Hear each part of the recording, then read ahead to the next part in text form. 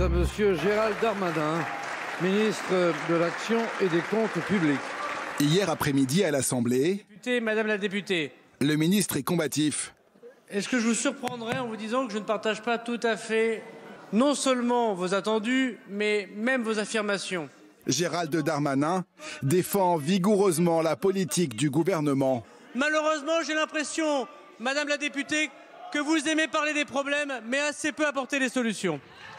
Le ministre des Comptes publics se montre en action. Merci, monsieur le ministre. Les rumeurs de son départ font partie du passé. Servir la France, c'est un honneur, une chance.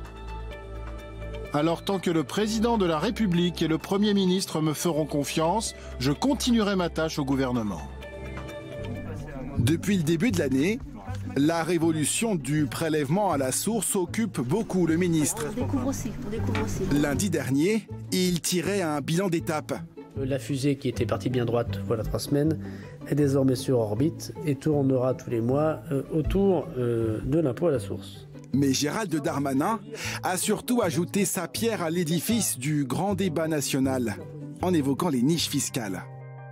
Je propose que l'on revienne dessus en diminuant le plafond global des niches, ou alors qu'on les mette sous condition de ressources pour qu'elles profitent aux classes moyennes et populaires plutôt qu'aux plus aisés.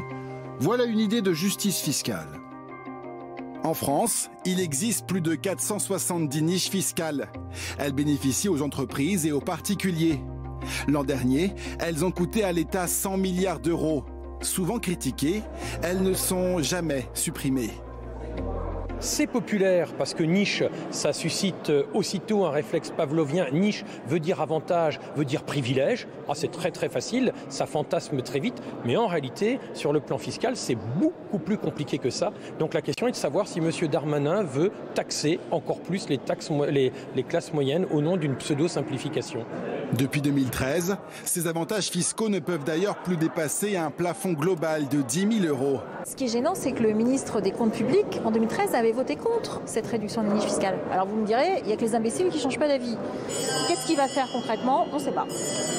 L'entourage du ministre répond déjà aux critiques. Pour Gérald Darmanin, il n'est pas question d'augmenter les impôts ou d'en créer un nouveau, mais de baisser certains avantages fiscaux pour les plus aisés, en imposant des conditions de ressources. Que la classe moyenne, que les gens qui gagnent 2 000, 3 000, allez 4 000 euros, aient besoin d'aide de l'État pour changer leur simple en double vitrage parce qu'il y a de la rénovation thermique. Bien sûr qu'il faut continuer cette aide.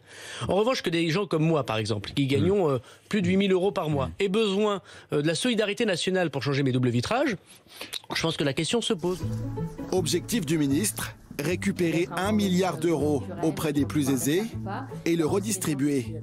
L'impôt sur le revenu des premières tranches pourrait ainsi baisser de 180 euros.